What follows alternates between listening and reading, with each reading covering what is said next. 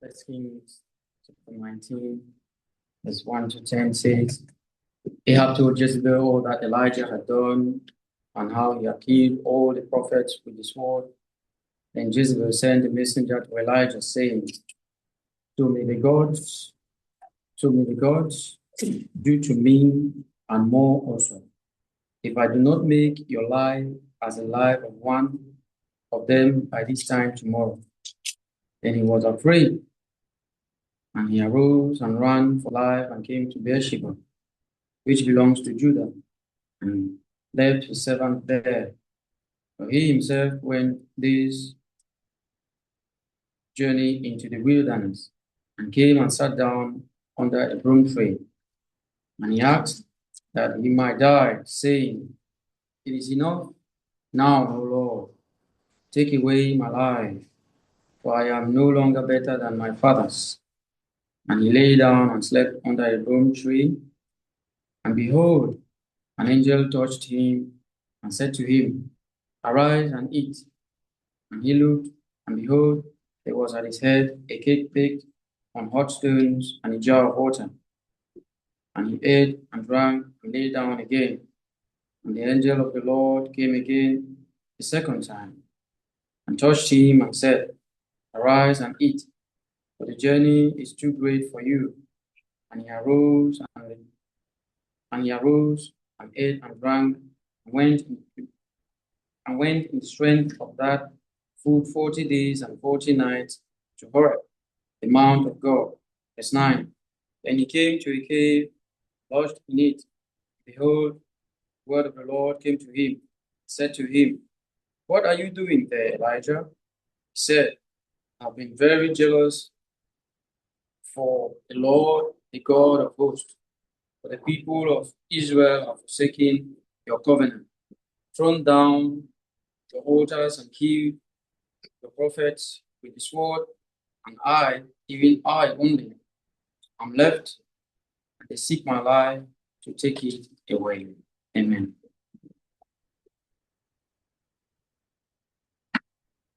Thank you, Romeo, for reading for us this morning, and welcome everyone. It's good to be here and to share this time with you this morning. The Bible introduces us to many interesting characters from whom we can learn important lessons for our own lives. We read about ordinary people doing some extraordinary things for God. We read of people who struggled with the same problems that we encounter, people who committed the same sins that we commit. We read of those who had doubts and questions as we have. One of the great characters of the Bible who can give us encouragement in our faith is Elijah. Someone has likened him to a meteor that flashed through the inky blackness of Israel's spiritual night. Elijah appears suddenly on the pages of the Bible without any warning or announcement. Very little information is given about his personal background. He's simply introduced in 1 Kings chapter 17, verse 1, as Elijah the Tishbite of Tishbe in Gilead. Nothing is said about his family background or his upbringing. The place he came from, Tishbe in Gilead, was on the eastern side of the River Jordan. It was a rugged and agricultural region. And the only description we have of Elijah's physical appearance is found in 2 Kings chapter 1 and verse 8, where we're told that he wore a garment of haircloth with a girdle of leather about his loins. So we know very little about the man himself, his background, but his name Elijah means the Lord is God. And his name is his message, because he preached to Israel that the Lord, or Yahweh, is the one true God who exists. Elijah worked as a prophet of God in the northern kingdom of Israel in the 9th century BC.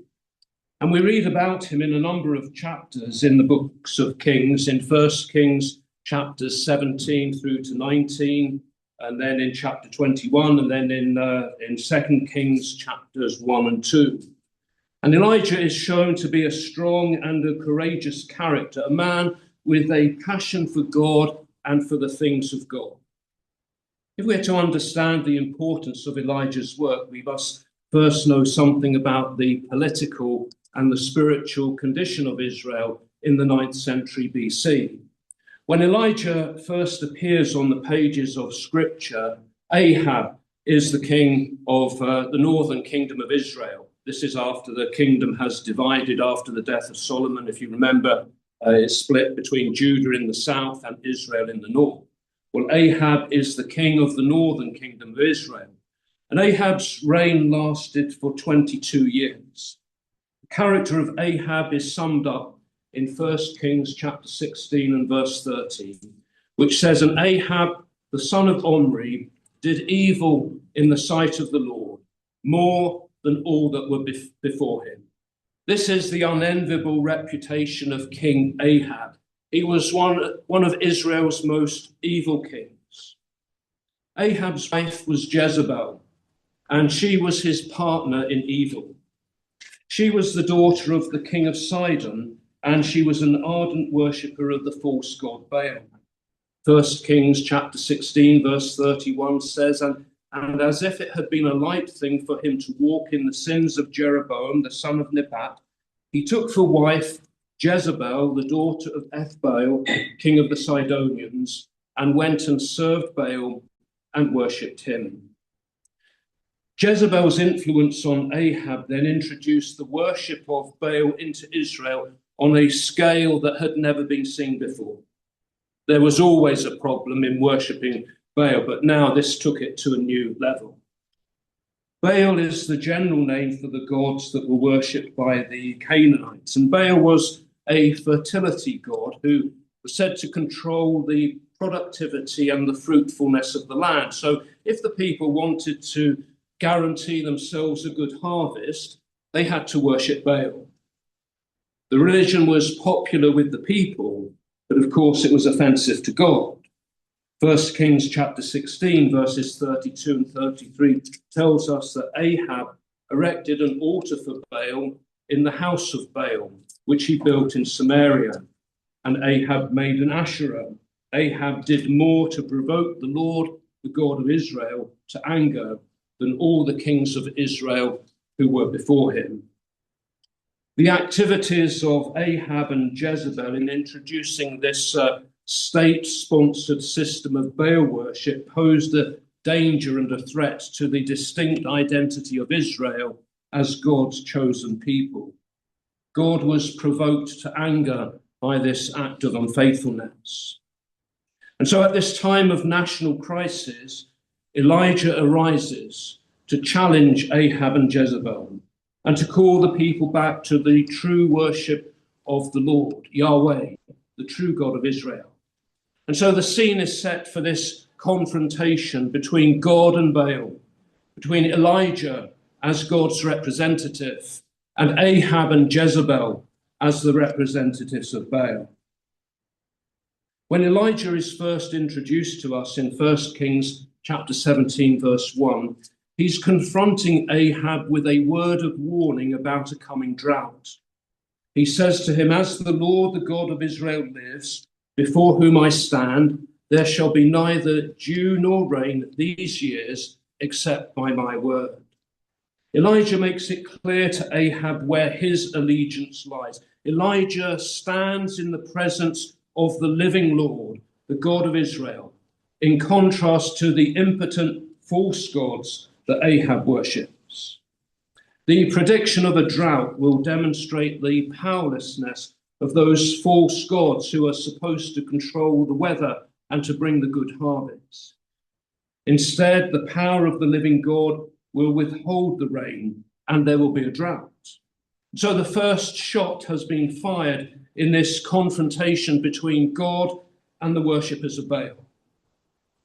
During the 3 years and 6 months of this drought, we read of 3 events in the life of Elijah that served to prepare him for the forthcoming confrontation.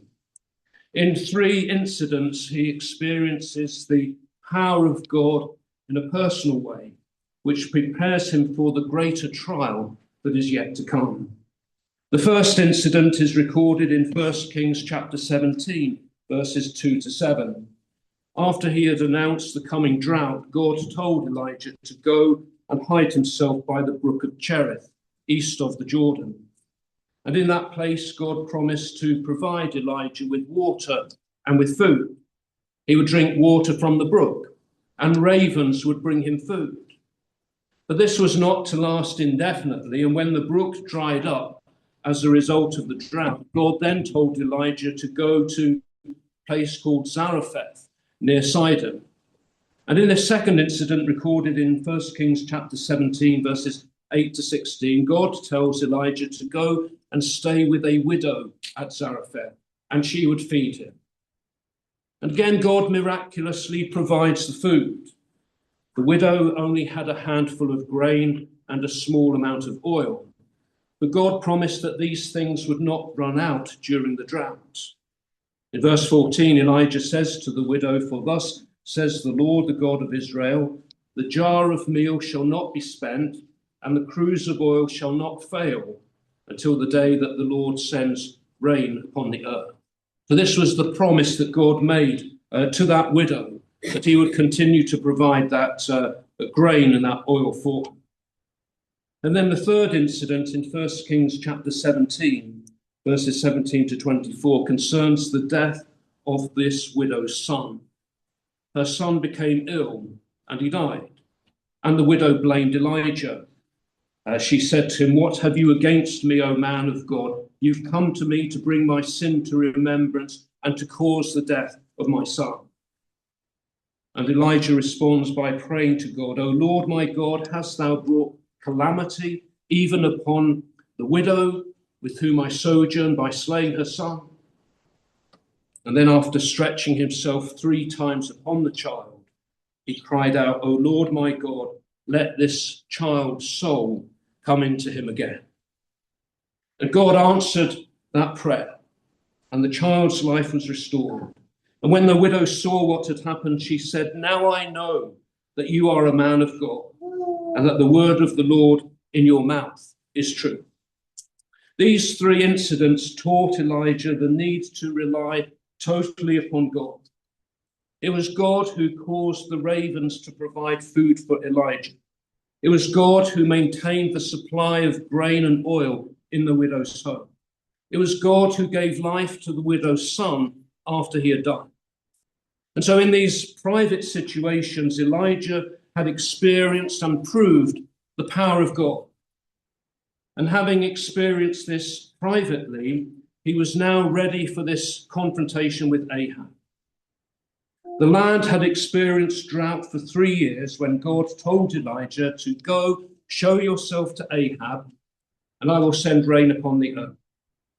And this meeting is recorded in 1 Kings chapter 18, verses 17 to 19, where we read, "When Ahab saw Elijah, Ahab said to him, 'Is it you, you troubler of Israel?' And he answered, 'I have not troubled Israel, but you have, and your father's house, because you have forsaken the commandments of the Lord and followed the Baals. I'm not the one causing the trouble here, it's you,' is Elijah's response to that. And Elijah then issues this challenge, 'Now therefore send and gather all Israel to me at Mount Carmel, and the 450 prophets of Baal and the 400 prophets of Asherah who eat at Jezebel's table.'"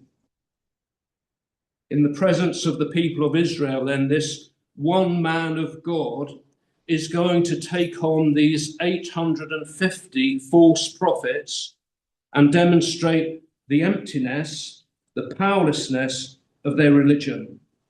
And he will establish that the Lord, the God of Israel, is the only one true God. And when the people of Israel gathered at Mount Carmel, Elijah challenged them, saying, "How long will you go limping with 2 different opinions? If the Lord is God, follow him. But if Baal, then follow him." The people were trying to keep one foot in each camp. But the time has come for a decision to be made and for allegiance to be declared. There can be no peaceful coexistence between God and Baal. no compromise. The God has always demanded exclusive loyalty and allegiance from his people. And God has always demanded to have the whole person. And the text tells us that when Elijah issued this challenge, the people were silent. They didn't have an answer, couldn't say anything to him. Elijah then set out the terms of this contest in 1 Kings chapter 18, verses 22 to 24. Then Elijah said to the people, even I only am left a prophet of the Lord, but Baal's prophets are 450 men. Let 2 bulls be given to us, and let them choose 1 bull for themselves, and cut it in pieces, and lay it on the wood, and put no fire on it. And you shall call on the name of your God, and I will call on the name of the Lord. And the God who answers by fire is God. Seems a fair enough proposal, which would demonstrate who the true God really is. And Elijah lets the prophets of Baal go first. So they choose their bull. They lay it out on their altar. And verse 26 says, they called on the name of Baal from morning until noon, saying, O Baal, answer us. But there was no voice, and no one answered. And they limped about the altar which they had made. And when nothing happened, Elijah began to mock them. He told them, well, shout louder. Perhaps your God can't hear you. Perhaps he's distracted with something else. Perhaps he's gone away on a journey. Perhaps he's asleep. You need to wake him up. And getting desperate, the prophets of Baal then began to cut themselves with swords and lances until blood gushed out. And verse 29 says, and as midday passed, they raved on until the time of the offering of the oblation, the afternoon offering. But there was no voice. No one answered. No one heeded. Nothing happened. No fire came, and the bull remained on the altar. And when it became apparent that nothing was going to happen, Elijah began to prepare his sacrifice. He first repaired the altar to the Lord that had, through neglect, fallen into disrepair. And a careful description of his preparation is given here in verses 32 to 35. With the stones he built an altar in the name of the Lord. And he made a trench about the altar, as great as would contain 2 measures of seed. And he put the wood in order, and cut the bull in pieces, and laid it on the wood. And he said, fill 4 jars with water, and pour it on the burnt offering and on the wood.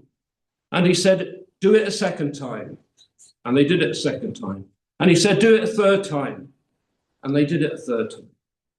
And the water ran about the altar and filled the trench also with water. Elijah wanted to demonstrate conclusively that it would be by the power of the Lord that the sacrifice would be consumed by fire.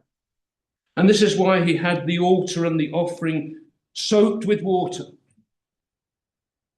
And at the time of the afternoon offering, Elijah prayed to God, O Lord, God of Abraham, Isaac, and Israel, let it be known this day that thou art God in Israel, and that I am thy servant, and that I have done all these things at thy word.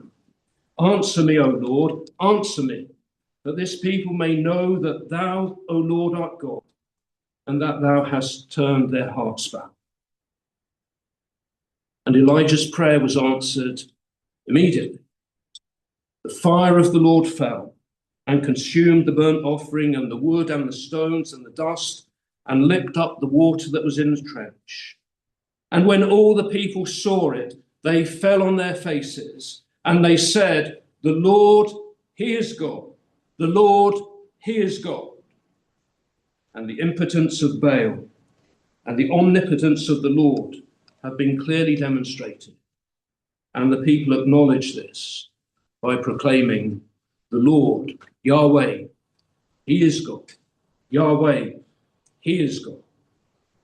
And then, in accordance with the law of Moses, the prophets of Baal are slain by Elijah. And this demonstration of the power of God also marked the end of the 3-year drought. Verse 45 says, and in a little while the heavens grew black with clouds and wind, and there was a great rain. God's power is demonstrated not only in the fire burning up Elijah's sacrifice, but also in the coming of the rain and the ending of the drought. On Mount Carmel, great victory had been won over the prophets of Baal. Elijah had shown great courage, one man alone, and great faith. And the demonstration had turned the hearts of the people back to the Lord. And we might have expected this to mark the beginning of a great revival in Israel, the new era of faithfulness and obedience to the Lord. But this was not so. King Ahab, he'd been there.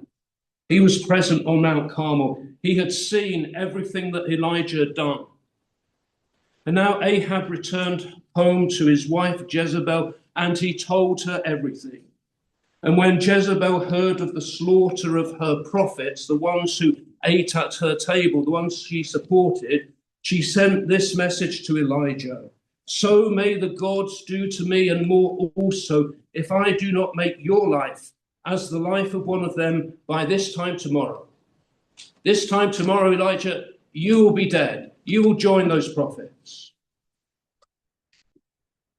Well, on receiving this threatening message, we're told that Elijah was afraid, and he arose and went for his life and came to Beersheba. Elijah ran for his life when he received this death threat from Jezebel. What are we to make of his reaction? After all, Elijah had earlier personally experienced the power of God in his own life, and now he's been involved in this great victory over the prophets of Baal on Mount Carmel. So why is he afraid of Jezebel? Why does he flee from Jezebel? Although Elijah had shown that Baal had no power, Jezebel does still wield power and influence in Israel, and she still has the means to threaten Elijah. Jezebel's heart remains hardened. She's not been touched or affected by what Elijah's done on Mount Carmel. And the decisive demonstration of the Lord's power had no effect upon her, and she's not about to give up her worship of Baal. Elijah must have felt emotionally, spiritually, and physically shattered when he received this death threat. He feels that he has been alone in this struggle, that he's the only one doing this, and now there's nothing more he can do. And chapter 19, verse 4 tells us that he went on a day's journey into the wilderness, and he came to sit under a tree, and he asked God to take his life. It is enough. I've had enough. Now, O Lord, take away my life, for I'm no better than my fathers. This is a man who feels that he's failed, that he's let God down, a man who is spiritually depressed, a man who is going through a crisis of faith. Why should this surprise us? Even the strongest, the most faithful of Christians have their moments of spiritual depression, their crises of faith. That none of us are superhuman, that we are all affected and we're hurt by what other people say to us or by what others do to us. And Elijah was no exception to that. What Elijah needed was to get away for a while, take a break. And so he went off to Mount Horeb, the Mount of God, also known as Mount Sinai, to the place where God had met with Moses and had given the law, a place of special significance. And there Elijah would be able to renew his faith and find new strength to carry on. When Elijah arrived there, the Lord said to him, "What are you doing here, Elijah?" Almost, "Why are you here? You shouldn't be here." In chapter 19, verse 10, Elijah replies, "I have been very jealous for the Lord, the God of hosts. For the people of Israel have forsaken thy covenant, thrown down thy altars, and slain thy prophets with the sword. And I, even I only am left. And they seek my life to take it away." Elijah feels that he's the only one left, the only one who cares about the Lord, and now they want to kill him too. And God then gives Elijah a lesson in how he works. There was a great wind, and then there was an earthquake, and then there was a fire. But the Lord was not in the wind, nor was he in the earthquake, nor was he in the fire. And then after the fire came what's called a still, small voice. And Elijah learned the lesson. God's presence is not always to be felt in the big things, in the big demonstrations of power, but it's in the still, small voice that speaks to the heart. And having been instructed by God, Elijah was then strengthened and encouraged to continue on with his work. That God gave him the assurance that Baal worship would come to an end. It would be wiped out in Israel. And Elijah is further encouraged to be told by God that he's not alone, that there is a faithful remnant in Israel. God says, "Yet I will leave 7,000 in Israel, all the knees that have not bowed to Baal, and every mouth that has not kissed him." You may think you're alone.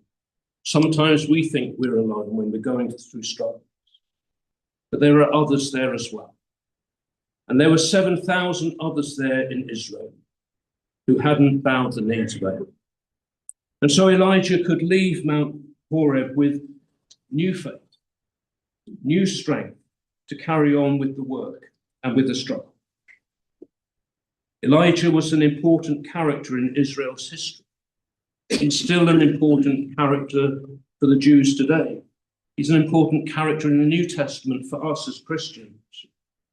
He arose at a time of national crisis when the people faced the loss of their distinct identity as God's own people by the influence of Baal worship introduced by Ahab and Jezebel. Elijah demonstrated conclusively that the Lord alone is God, and he demands undivided loyalty and obedience. Elijah was a man who was passionate about God, a man who showed great courage in standing up for God, even when he thought he was alone, a man of great faith and purpose. And these are the qualities that we can admire, and we learn from them. We try to reproduce them in our own lives, that we seek to have that same passion for God that drives us to remain faithful even through times of difficulty. Elijah was also human. He could become depressed. He could experience a crisis of faith when he felt that he had failed, when he thought that he was the only one prepared to stand up for God, that it would be easier just to run away, that it would be better if God took his life. And perhaps we can identify with all of that too, that we go through those times of depression, times when we feel that we're up against it, that we're the only ones who care. But then we have to remember that there is always the still, small voice of God, calling us back, keeping us going, giving us encouragement when we feel down.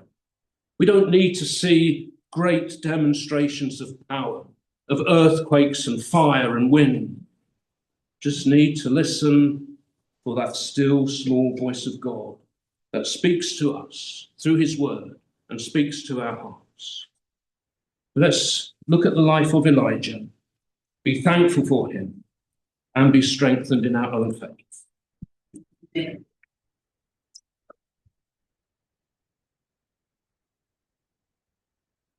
Thank you, Brother John, for the powerful message. We're receiving now our last